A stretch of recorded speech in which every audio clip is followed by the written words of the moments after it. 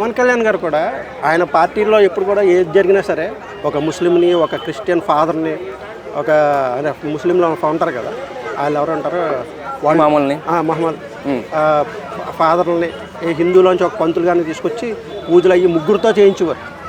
అలాంటి వ్యక్తి నేను ఒక సనాతన హిందువుని అని చెప్పేసి ఒకసారిగా మారిపోయారు. దాన్ని ఎలా చూస్తారు అసలు? అంటే అదే ఎట్లా ఉందంటే గవర్నమెంట్ ఫామ్ అయ్యేంత వరకు ఒక తారాస్థాయిలో ఏపీ స్టేట్ మొత్తం ప్రజలందరూ కూడా చలో ఒక నూతన మార్పు ఎవడు కావాలి అనుకున్నారు. ఈవీఎం ట్యాంపరింగ్ XYZ ఏదని అనుకుని గవర్నమెంట్ ఏర్పడింది అంటే ఈ నాయకుల్ని ఎన్నుకున్నాము అంటే అన్ని సామాజిక వర్గాలను కలిపే ఎన్నుకున్నాం. ఏర్పడేదాకా ఒకలా ఉన్న వ్యక్తి ఒక్కసారిగా ఏర్పడిపోయి సనాతన ధర్మం డ్రెస్ కోడ్ వేసేసుకొని అంటే అతను ఒక వర్గానికి చెందిన నాయకుడిలాగా ఆంధ్ర రాష్ట్ర ప్రజలమైన మేము ఎప్పుడు చూడాల. ఆయన ఒక వర్గానికి సంబంధించిన వాళ్ళ మేము చూడాల. మేము ఆయన్ని ఊహించుకుంది, మేము ఆయన అనుకుంది ఒక నాయకుడు ఎవడో ఒక వెరీ గుడ్ వచ్చాడు, స్టెబిలిటైజర్గా ఉన్నాడు అనుకుంది. కులరహిత సమాజం అని చెప్పేసి ఆయన అన్నాడు జనసేన పార్టీ ఎస్టాబ్లిష్ అప్పుడే. ఆయన ఇలా చూస్తుంటే అదే ఏపీ స్టేట్ పాలిటిక్స్ అర్థం కావట్లేదు, ప్రజలకి తెక్కగా ఉంది. అంటే ఏమి చేయలేని స్థితిలో అలా అయిపోయాడు అంటారా, లేకపోతే కాలానికి అనుగుణంగా మారిపోవాలి? లేదండి, టు బి ఫ్రాంక్ చెప్తున్నా కదా, కొంతమంది కనుసైకిల్లో పాపం ఆయన ఉన్నాడు. ఓన్ ప్లాట్ఫామ్ అంటే జనాలకి ఇంకా ఆయన నమ్మచ్చు అని మీరు అన్న అంటే పవన్ కళ్యాణ్ గారిని నమ్మచ్చు అంటే చెప్తున్నా కదా. పవన్ కళ్యాణ్ అనేటువంటి మనిషి వ్యక్తిగతంగా చాలా తుపో, ఒక మంచి పొలిటికల్ ఒక జిల్లున్న మనిషి. ఆయన ఏదైతే జనసేన పార్టీ స్థాపించినప్పుడు ఉన్నటువంటి సిద్ధాంతాలు ఉన్నాయో వాటి మీద ఆయన నిలబడితే ఇప్పుడు కూడా he is a good leader of the AP state politics. కానీ అది ఇంప్లిమెంట్ చెప్పాడు కానీ ఇప్పుడు ఇంప్లిమెంటేషన్ అది లేదు. కొంతమందికి అనుసైగల్లో ఆయన ఒక కిలుబొమ్మలాగా అలా ఉండడం అంటే అది చాలా బాధగా ఉంది మాకే. ఆయన ఎందుకు అట్లా బిహేవ్ చేస్తున్నాడో అర్థం కావట్లేదు. ఎందుకు అరే మీరు రాజ్యాంగం గురించి మాట్లాడండి, సెక్యులరిజం గురించి మాట్లాడండి, రాజ్యాంగంలో ఉన్నటువంటి ఆర్టికల్స్ గురించి మాట్లాడండి. మనం మాట్లాడారు హోమ్ మినిస్టర్ గారి గురించి, అలాగే శాఖల గురించి మాట్లాడండి, రివ్యూస్ పెట్టించండి. ఇవి కదా మీరు చేయాలి డిప్యూటీ సీఎంగా. ఒక పవన్ కళ్యాణ్ అంటే అది మేము కోరుకునేది అది, ఇది కాదు. ఇవన్నీ వాళ్ళు చేస్తున్నారు. మతోన్మాదం భావజాలటువంటి అమిత్ షాలు, ఈ మోడీలు, XYZలు వాళ్ళు చేస్తున్నారు. మళ్ళీ ఆ ప్రతిబింబం మాకు కనబడుతుంది ఆంధ్రాలో. అది వద్దు మాకు, మేము డిసగ్రీ చేస్తాం దానికి. సెంటర్లో అంటే ఎలాంటి చేంజ్ అని కనిపిస్తుందో అసలు? నా 10 సంవత్సరాలు వచ్చింది గవర్నమెంట్, అప్పుడు థర్డ్ టైము ఏమన్నా అసలు ఏమన్నా డెవలప్మెంట్ ఏమైనా కనిపించిందా మోడీ గవర్నమెంట్లో? నరేంద్ర మోడీ గవర్నమెంట్ గురించి మాట్లాడుకుంటున్నారంటే ఐపీ నేను ఒక ఏపీ స్టేట్ బిలాంగింగ్ కదా, ఇండియాలో నరేంద్ర మోడీ గవర్నమెంట్ గురించి చూడాలని మాట్లాడుతున్నాడంటే అంతకంటే పెద్ద టైం వేస్ట్ ఉండదు ఎక్కడ. ఎందుకు రా బాబు అంటే మన దేశ ప్రధానండి, వి రెస్పెక్ట్. కానీ నువ్వు దేశ ప్రధానిలా ఒక బిహేవింగ్ నీది ఉండాలి. కానీ అరే నీరవ్ మోడీ లాంటి వాళ్ళు, అనిల్ అంబానీ లాంటి వాళ్ళు, అట్లాంటి వాళ్ళు లబ్ధి పొందుతున్నారు. కానీ దేశం ఎంత లబ్ధి పొందిందండి అసలు? ఏది భారతదేశంలో ఏమి నరేంద్ర మోడీ పరిపాలన జెనోసైట్లు తప్పించి, గొడవలు తప్పించి ఏమన్నా వచ్చిందా? ఎందుకు? Central government is the waste government అండి. ఒక ఎంటర్టైన్మెంట్ అదంతే, ఏం లేదు.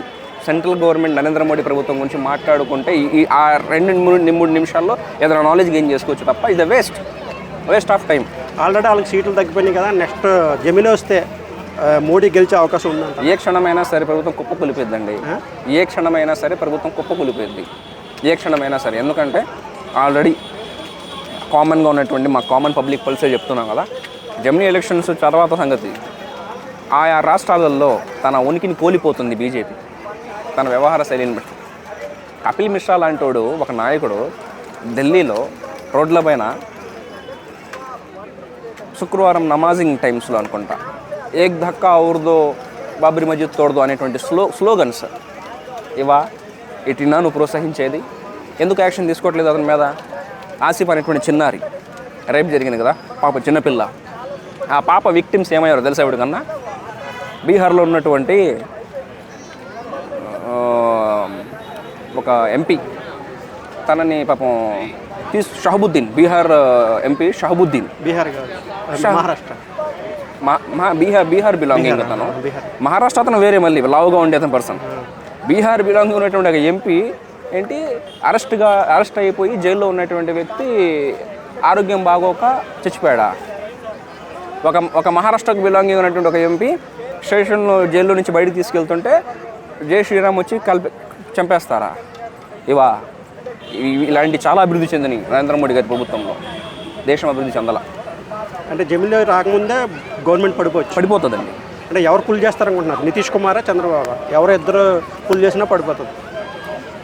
నితీష్ కుమారే పుల్ చేస్తాడండి. ఎందుకంటే చంద్రబాబు గారు పుల్ చేద్దాం అనుకున్నా కూడా పవన్ కళ్యాణ్ గారు చేయలేడు.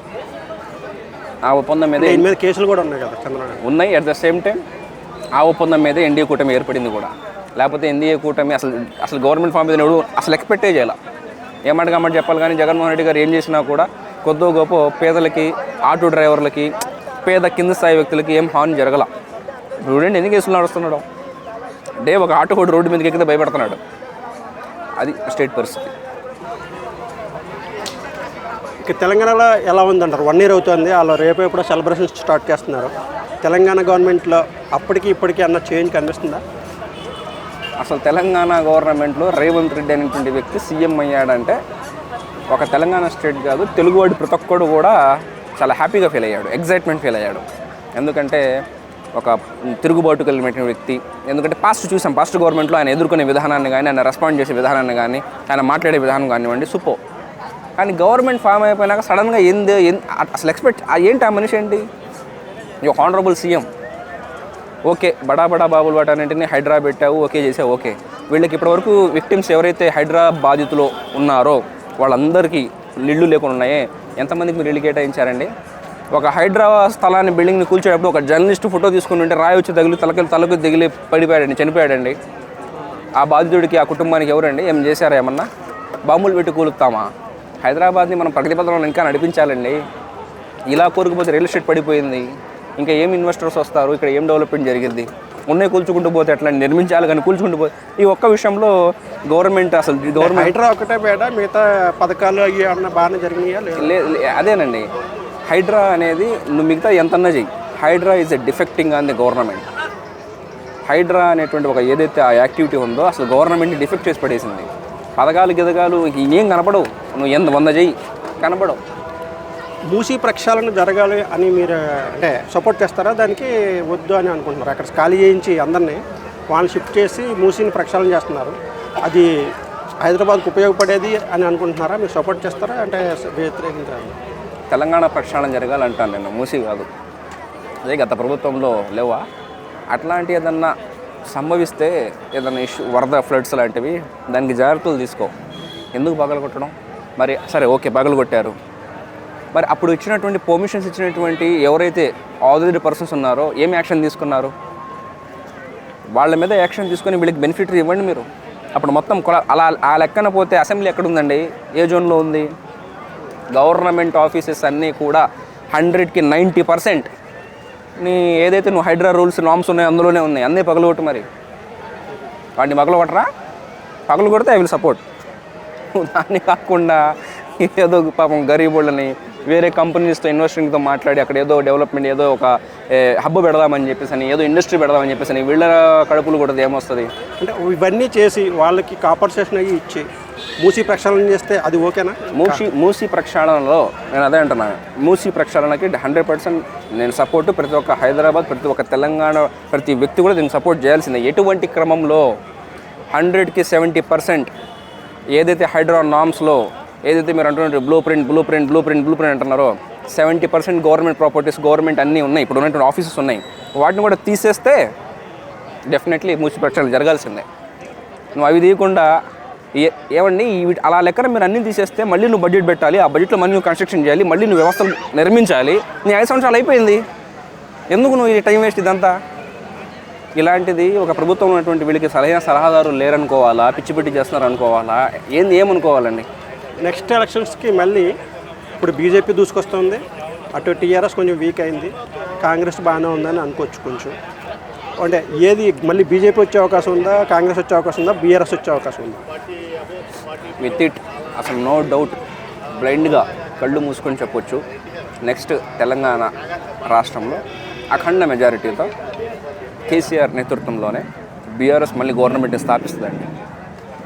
బీఆర్ఎస్ పోయినసారి కూడా ఎందుకు ఓడిపోవడం జరిగిందిరా బాబు అంటే, సిటీ కార్పొరేటింగ్ ఏరియా ఏదైతే ఉందో అక్కడ ఈయన కూడా ఫోకస్ చేసి అన్నీ లేపేస్తున్నాడు తప్ప పల్లెటూరులో చేయి, మరి అక్కడ ఎందుకు చేస్తలేవు? ఇది చాలా ఇదేంటంటే సమిష్టి నాయకత్వం ఉండాలి, పక్కన విపక్షాలతో కూడా చర్చించాలి నువ్వు. అలా కాకుండా ఏదో ఒక ఆఫీసర్ని అపాయింట్ చేసుకొని ఒక మాట చెప్పాలంటే హైడ్రా అనేది ఏంట్రా బాబు అంటే ఓపెన్ బిజినెస్ బిల్డర్లకి. అది చేసుకో, నీ తప్పే నువ్వు పడు, గరీబోళ్ళని ఎందుకు చేయడం. సో నెక్స్ట్ అయితే వితౌట్ ఎనీ నో డౌట్ బీఆర్ఎస్ఏ గవర్నమెంట్ని ఫామ్ చేస్తుంది, బీఆర్ఎస్ఏ బంపర్ మెజారిటీతో రాబోతుంది. Thank you. చాలా పర్ఫెక్ట్.